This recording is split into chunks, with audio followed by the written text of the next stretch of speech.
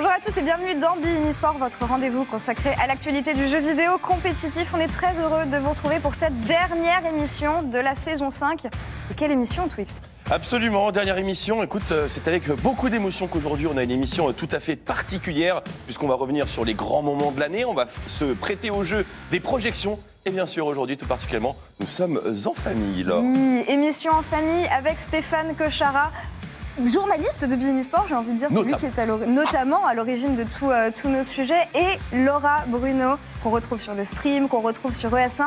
Vous avez déjà été en plateau avec nous, comment ça va? Moi, merci de nous accueillir. Nous, en plus, on a l'habitude aussi de travailler ensemble et ça fait trop plaisir. Comme tu dis, c'est un peu en famille là, donc on est bien. Dernière de la saison, plein de choses à dire, donc merci. Très heureux de vous retrouver en tout cas. On va faire une petite rétrospective sur l'année, comme on l'a dit, mais on se retrouve juste après le sommaire pour en parler. Vous l'aurez compris, aujourd'hui une émission bilan, mais un dossier d'actualité, puisqu'il sera consacré à la pratique du speedrun sur Minecraft. Petit phénomène, véritable phénomène même, et plutôt mis en lumière par plusieurs streamers. C'est la tendance, le but, réaliser le meilleur temps possible sur une carte relativement aléatoire. On vous explique tout dans notre sujet de la semaine. La victoire de Damwon lors des Worlds de League of Legends, le transfert de Reckless, l'arrivée de la K-Corp ou encore le prochain Major de CSGO qui s'annonce historique avec un Astralis sans device, ça sera les principaux sujets de notre émission. Be In eSport saison 5, émission 26, c'est la DER et ça commence tout de suite. Sage. C'est passé vite, passé si vite, mais on commence directement et on ouvre l'émission avec du League of Legends Twix, puisque cette année, on a eu un championnat du monde en physique. Malgré les conditions du Covid, on a aussi eu le couronnement d'une nouvelle équipe coréenne avec les Damwon, renommés Damwon Kia cette année, qui ont aussi gagné le championnat coréen. Oui. Est-ce que c'est le début d'une nouvelle ère, d'une nouvelle dynastie, si je puis dire? En tout cas, ça y ressemble forcément. Puis bon, showmaker, faker, il n'y a pas beaucoup de lettres qui les différencient.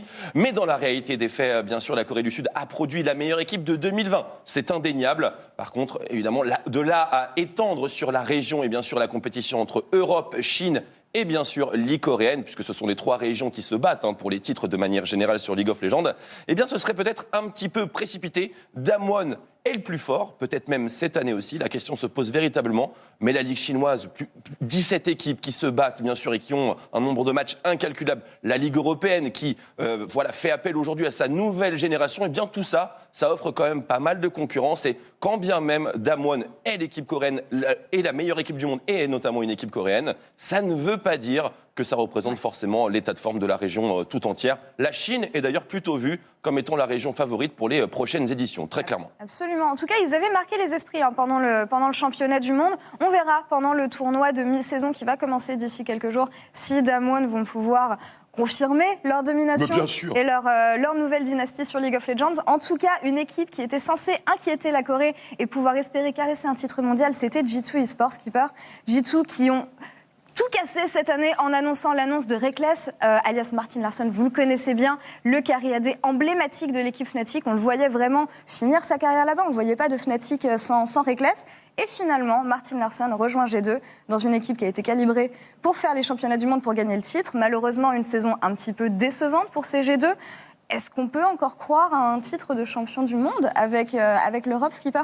Début décevant, effectivement, très décevant pour G2. L'arrivée de Reckless, on attendait à ce que ce soit une domination sans faille sur la scène européenne.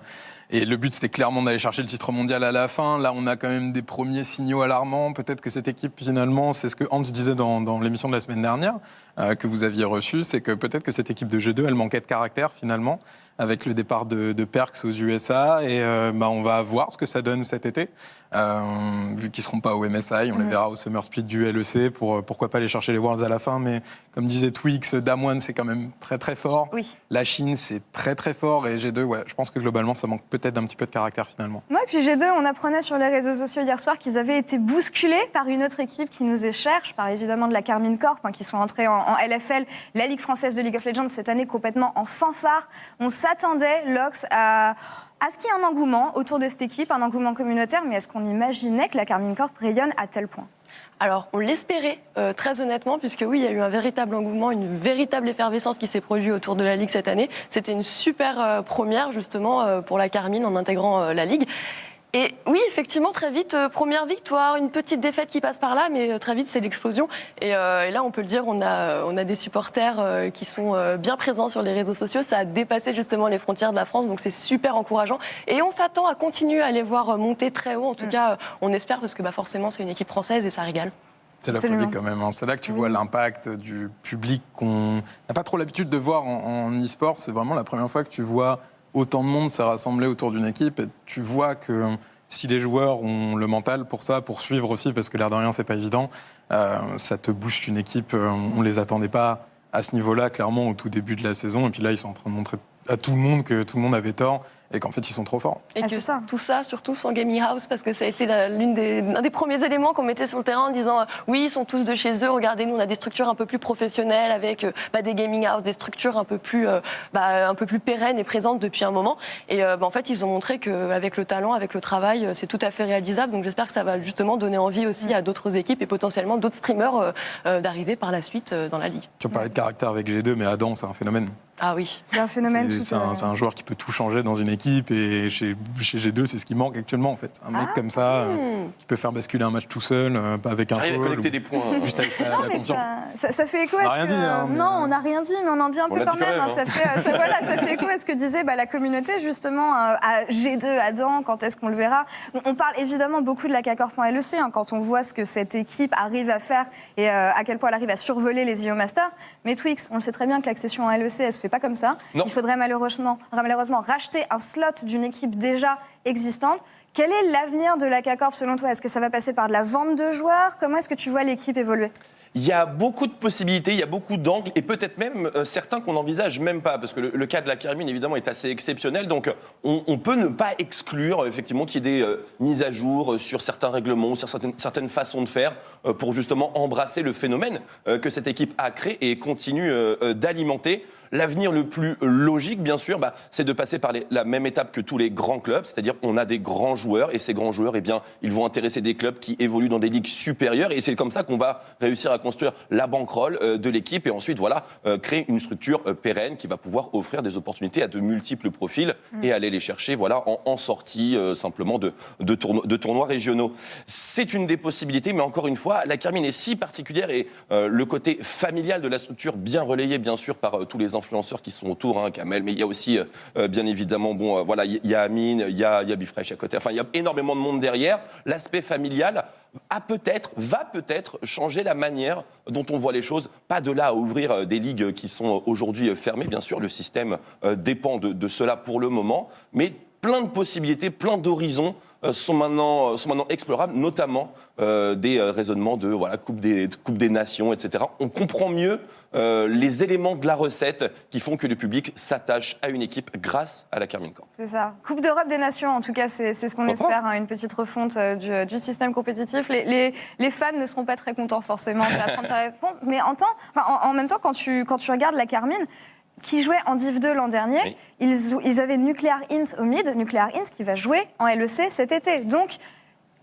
entreprise de talent, Talent Factory, Carmine. Le lien est maintenu, c'est ça qui est beau. Le lien est maintenu avec la Carmine. Aujourd'hui, Nuclear, effectivement, est dans un club allemand. Il est sorti des Europa Masters tout récemment. Malgré tout, on l'associe toujours à un club d'origine, comme on peut le voir dans pas mal de clubs un petit peu ultra que vous pouvez voir dans le foot ou dans bien d'autres sports. Un esprit de famille, vraiment. Quelqu'un qui a quitté sa famille, d'ailleurs, récemment. On va passer du côté des FPS cette fois-ci. On parle évidemment de Device, coup de tonnerre sur la scène CSGO la semaine dernière. Device quitte Astralis pour rejoindre Ninjas in Pyjamas. Et là, évidemment, je vais me tourner vers toi, Skipper. Une page qui se tourne, un livre qui se ferme. Comment est-ce qu'on peut qualifier ce changement? C'est pas une page, c'est vraiment, on change de bibliothèque presque. Donc Device chez Astralis, c'est une longue histoire, c'est 5 ans, c'est 4 majors, c'est un nombre incalculable de titres. Et 18 titres de MVP, 24 trophées avec Astralis. Personne s'y attendait, honnêtement, au départ de Device. Il y a un peu de Cristiano Ronaldo là-dedans quand même, parce que dans sa déclaration, la conférence de presse qu'il a eue avec Nip, il dit que il a conscience qu'en fait, il sera jamais considéré comme le meilleur au monde parce que t'as Simple, parce que t'as Ziwo. Ça fait 5 ans qu'il est dans le top 5 HLTV, il n'arrive pas à avoir la première place. Et il a conscience que s'il veut être considéré comme le meilleur joueur CSGO de l'histoire, le Major, il doit aller le chercher avec une autre équipe qu'avec Astralis. Et du coup, il change pas de championnat comme l'a fait Cristiano pour écrire sa légende, mais il change d'équipe pour aller gagner ce trophée-là avec une autre team, avec des jeunes, avec des Suédois, alors qu'il est danois. Il y a aussi la composante justement où lui habite en Suède et pour Astralis, il fallait qu'il aille à Copenhague tout le temps pour s'entraîner, suivre les programmes sportifs avec Casper Witt, etc. Ça l'a un peu bousculé en étant en Suède. Donc ouais, nouvelle page qui se tourne, c'est une décision respectable. Je pense qu'il a envie de devenir le plus grand et c'est en soulevant le major avec une autre équipe qui y arrivera. Ce major justement qu'il va vouloir soulever, c'est celui qui arrive dans pas très longtemps, après plus d'1 an sans compétition physique, un major colossal qui vient aussi lui renforcer un petit peu son ampleur, c'est bien sûr celui de Stockholm. Lox, CSGO, de retour dans les salles bien sûr qui font vibrer. J'imagine, toi tu l'as vécu tout particulièrement mon cher Stéphane, tu as senti la finale de 7 heures. Tu as senti les séismes. On les connaît. Hein. Et donc du coup, ce major, véritable rebondissement, ça fait du bien de retrouver la compétition dans cette forme-là. C'est le cas de le dire, oui. C'est vrai que League of Legends a eu le droit à ces Worlds, mais de l'autre côté, ça n'a pas été pareil pour les autres scènes. Et on a eu l'annulation du major de Rio qui aurait dû avoir lieu. Donc là, avoir enfin un major, ça va être le seul major de l'année, donc qui aura lieu en Suède. Et surtout, c'est un major qui vient quand même marquer le coup, puisque c'est un cash prize de 2 millions. J'allais dire 200 millions, toujours un peu plus. Mais 2 millions, ça suffira. C'est déjà énorme et surtout, on ne veut pas faire concurrence au TI. Donc non, c'est vraiment c'est une bonne chose. Et puis comme tu dis, il y a un rafraîchissement aujourd'hui. On sait qu'il y a plusieurs raisons en fait, qui amènent Device à changer de pays. Mais ça va donner un petit rafraîchissement. On en a besoin puisque ça a été quand même une année assez lourde du côté de CS. On rappelle tous les problèmes de bug exploitation, des coachs qui sont mis, mais aussi les joueurs qu'on a dû mettre de côté à cause de ces problèmes qui sont considérés aussi comme de la triche. Donc c'est bienvenu, ça va faire plaisir. On ne sait pas encore normalement s'il y aura vraiment du public. C'est quand même un endroit qui doit accueillir normalement 16 000 personnes. Donc comment on va faire respecter aussi les conditions sanitaires pendant l'événement. Je pense qu'il y a de quoi mettre du public et j'espère que ce sera le cas puisque vraiment ça manque. Skipper a très envie d'y retourner. Ça fera déjà du bien de revenir en LAN parce qu'il y a Vita qui en parlait notamment de ça récemment. C'est que comme on joue tout en online en ce moment sur CS et d'autres jeux, t'as du mal à te projeter en fait et à te mettre vraiment dans les conditions de match quand t'es au même endroit où tu t'entraînes, quand t'es psychologiquement c'est dur et même si tu veux, des fois ça vient pas et le cadre fait beaucoup donc ça fait beaucoup de bien de revenir en LAN quoi. Donc on attend ça avec impatience. Et Device a d'ailleurs dit que son objectif c'était clairement de le gagner devant le public de Stockholm et d'offrir le major aux Suédois. Donc lien est direct. Et on se sent comment en tant que fan français à l'approche de ce major? Parce que Vitality performe plus aussi bien qu'il performait avant. On a NBK qui est sur le banc, qui est Nies qui est sur le banc, sans équipe surtout. Est-ce qu'il faut s'inquiéter pour le CS français et surtout sur la représentation de la France dans ce major? Un petit peu parce que Vitality malheureusement dans l'histoire a perdu beaucoup de points. Le classement du major n'a pas été complètement reset, mais ils doivent se requalifier. Ils sont sur le pied d'égalité de tout le monde, alors qu'ils avaient beaucoup d'avance. Ils étaient premiers avec 2000 points d'avance au classement européen, donc ils doivent reprendre tout de zéro. Il y a RPK qui est parti, donc là tu reprends un nouveau très jeune dans ton équipe. Il faut reconstruire quasiment tout le projet en 1 an avant le major. Donc il va falloir s'accrocher pour Vita, ça va être très dur. Il y a 3 grosses échéances pour se qualifier au major. Il n'y a pas trop droit à l'erreur, donc ouais, c'est compliqué. Et puis pour Kenny et NBK, on est face à une espèce de crise financière où ces joueurs-là, malheureusement, ils sont coincés avec des buy-out et des prix de transfert qui sont beaucoup trop élevés pour la situation économique de l'e-sport CS en ce moment. Donc moi, je pense qu'on les verra pas au major. À part si Astralis cherche un AWAPer avec Kenny, ça sera compliqué, je pense. Écoute, on espère, mais ça s'annonce compliqué. On l'espère, comme tu l'as dit, bien sûr, un classement. C'était un petit peu la fierté du fleuron français. Oui. Bon, on aimait bien cette position, nous, quand même. On était à l'aise. On a quand même eu un joueur qui a été numéro 1 mondial sur le classement HLTV en décembre dernier. Ça nous met bien. Puis voilà, le CS français, c'est quelque chose qui nous est cher quand même. On espère que ces joueurs reviendront sur le devant de la scène. On va rester sur les FPS ici, mais un autre du côté de Riot Games, Lox, puisqu'on est bientôt sur les 1 an de la sortie de Valorant. avec bientôt, déjà un circuit compétitif qui a été mis en place, un circuit français aussi qui va arriver, un Open Tour, on en avait parlé par le biais de Zerator. Est-ce que c'est une réussite Valorant jusqu'ici, compétitivement parlant? Je suis un petit peu mitigée pour le coup. Je trouve que c'est une scène qui se lance quand même plutôt bien, qui a beaucoup de contenu aussi. Maintenant, en termes de résultats pour les Français, je trouve qu'on n'est pas trop mal, mais je sais pas, j'ai l'impression qu'il manque ce petit je ne sais quoi pour vraiment que ça explose et que ça décolle véritablement. Après, on est face à un gros concurrent. CS est quand même plutôt bien installé depuis de nombreuses années, donc c'est pas évident. Je trouve qu'en un an, c'est déjà plutôt encourageant. Maintenant, j'ai peut-être justement ce besoin de sortir de cette crise sanitaire pour avoir des vrais événements physiques et voir justement si l'émulsion peut prendre comme ça. Mais ils vont jouer à Reykjavik, le Masters Valorant, là, normalement, si le volcan arrête d'être en éruption. Pour le moment, c'est pas gagné, mais on espère. Mais normalement, on les verra en LAN pour très bientôt, là. Oui. Que ça change un petit peu parce qu'on a conscience en fait de ces circonstances, ce setup, soit justement de gaming house ou autre, ça amène des conditions différentes et pour voir vraiment les joueurs briller, ils ont besoin de ressentir un petit peu toutes les vibrations qu'ils peuvent avoir lors d'une LAN ou qu'il y a une scène avec un public. Donc j'ai vraiment hâte que ça se mette en place pour qu'on puisse vraiment voir qui sont les vrais têtes d'affiche et qui va vraiment régner sur le Valorant, quoi. Il y a besoin de temps essentiellement, ça se construit une scène. Alors le foot, il n'est pas né en un jour non plus, donc le temps d'identifier les équipes, les joueurs, ça va prendre du temps. C'est quoi ce qui manque justement aux structures pour se lancer, simplement en plongeant dans l'aventure, particulièrement les structures françaises, parce qu'on a beaucoup de structures multigaming, et le pas de Valorant a un petit peu de mal à être passé. Tu penses que c'est justement parce qu'on attend que quelqu'un ouvre la voie, finalement? Pour les petites structures françaises, type GameWard, MCES, tout ça, c'est peut-être un manque de moyens aussi, on est en crise sanitaire, économique, donc il faut aller en LFL, il y a des enjeux sur League of Legends déjà. Et en vrai, là sur Valorant, à part des tournois européens, il n'y avait quand même pas grand-chose. Là, l'arrivée de l'Open Tour France, ça va peut-être permettre à ces équipes-là de se dire bon, on y va pour 6 mois, on prend une petite équipe, on voit ce que ça donne. Peut-être que si en France ça perf, ça peut nous apporter quelque chose. Parce que Valorant, l'air de rien, les prix augmentent vite, surtout aux États-Unis. On entend des très très gros chiffres pour certains joueurs là-bas. Donc ça peut monter très vite aussi. Peut-être que ça fait peur à ces petites structures-là. On a vu BDS et Vitality arriver. Et pour l'instant, on ne sait pas non plus qui sont les joueurs qui sont très forts, on ne sait pas non plus les équipes qui sont très fortes, ça tourne beaucoup, donc le jeu vient de se lancer. Donc c'est risqué pour l'instant. Risqué. Un écosystème qui est en construction de toute façon, mais j'ai espoir qu'on voit nos structures il faut faire des paris. C'est des paris, exactement. On fait un virage ici, on va parler Minecraft et speedrun aussi, des compétitions dont on n'a pas trop l'habitude de parler, mais c'est toi qui nous as préparé ce sujet, Skipper, c'est notre dossier de la semaine.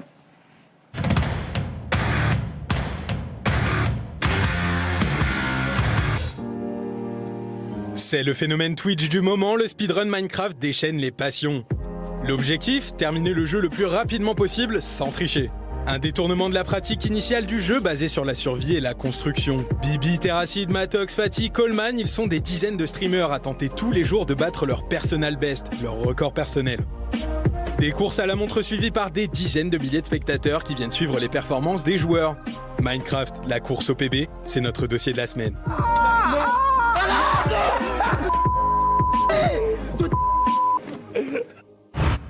Là où le speedrun requiert en général une connaissance et un niveau parfait sur le jeu, Minecraft se distingue par son caractère très aléatoire. Les joueurs doivent faire tomber l'Ender Dragon, le boss final. Jusque-là, ça paraît simple, on se dit qu'il suffit d'accéder à la dernière zone et de le vaincre. Mais le problème, c'est que le monde de Minecraft est généré de façon complètement aléatoire à chaque partie. Impossible donc d'apprendre la run par cœur, il faut s'adapter.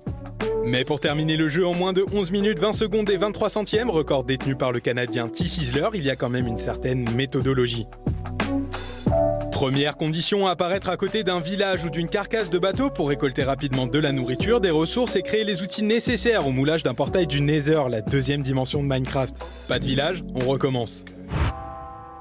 Une fois dans le Nether, il faut trouver un bastion et une forteresse qui apparaissent à des endroits aléatoires afin d'y récupérer des objets dont le taux d'apparition est lui aussi aléatoire.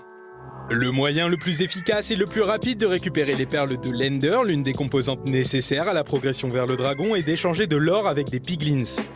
Il y a 5% de chance pour que ce cochon donne des perles en l'échange d'un lingot d'or. Et comme il faut aller vite, l'accès à l'or est limité, donc à ce moment-là, c'est le hasard ou plutôt le cochon qui décide si on continue ou s'il faut relancer la partie. De retour dans le monde réel avec toutes les ressources, il faut maintenant localiser l'un des portails qui permet d'accéder à l'End, la zone où se trouve le dragon. Son emplacement est, vous l'avez deviné, aléatoire. S'il est proche, tant mieux, sinon on perd de précieuses minutes. Une fois arrivé devant le boss, la technique la plus rapide pour l'éliminer comporte elle aussi sa part d'aléatoire. Mais une fois apporté de dégâts, toutes les conditions sont enfin réunies pour convertir la chance et la réussite en un chrono, le fameux PB.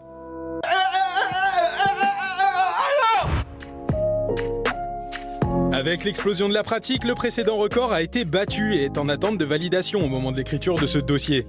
9 minutes et 38 secondes, chrono à battre. On découvre encore de nouvelles techniques et on utilise des formules mathématiques pour réduire la part d'aléatoire. Sans véritable enjeu à part celui de persévérer et de se dépasser, le speedrun Minecraft partage certaines valeurs du sport. Et comme dans le sport, tout le monde peut s'y essayer, dans le fond, on n'est même pas obligé d'avoir un PB pour s'amuser. Je vais l'affronter, hein. Il s'en fout de moi, il a peur, bah, c'est normal. Je suis trop sûr de moi, il doit se dire, bon, il me cache un truc. Voilà, ce sont de beaux moments, bien sûr. Et vous aussi, vous avez tout ce qu'il faut maintenant grâce à Skipper pour atteindre votre PB, votre personal best, votre record personnel sur ce fabuleux jeu, bien sûr, qui met la patience à toute épreuve, qu'est Minecraft. Merci beaucoup pour ce dossier, naturellement. Merci pour les services. Voilà, évidemment, merci pour les services, Stéphane, évidemment, comme d'habitude. Bon, vous le savez, beIN Esports, c'est aussi les news gaming. Et cette année, bon, voilà, elle aura été marquée par l'arrivée de la Next Gen, avec un fabuleux dossier que tu nous as préparé encore une fois, qui nous laissait nous poser quelques questions.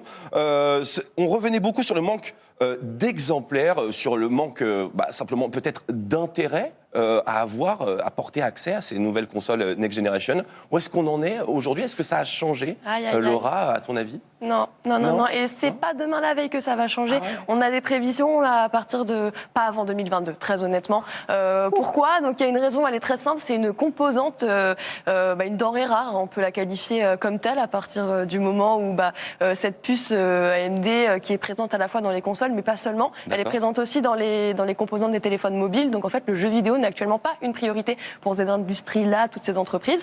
Donc ça va juste faire que maintenant, si vous voulez une console next-gen, comme on dit, va falloir attendre, s'armer de patience et puis il va falloir attendre encore un petit peu aussi pour le lancement des jeux, puisqu'on se doute bien que les gros titres ne vont pas se lancer si le parc de consoles n'est pas assez conséquent aussi. Normal. Donc c'est assez compliqué. En plus de ça, on a eu le problème des scalpers. Donc ce sont les personnes sur Internet qui utilisent des robots pour pouvoir faire l'acquisition en fait de ces consoles. Ce qui fait que y a une explosion des prix. Donc des gens achètent des consoles le double de leur prix. Donc voilà, c'est vraiment, soyez patients. Les jeux et les consoles reviendront dans les rayons, mais il va falloir attendre. Et c'est pas avant 2022 pour le moment. Alors, au niveau des jeux, du coup, parce que celui qui était censé tout changer quand même, c'était Cyberpunk. J'ai pas envie de dire que ça a été un four, mais les gens n'ont pas énormément apprécié quand même. Il y a une édition Game of the Year qui a été annoncée hier.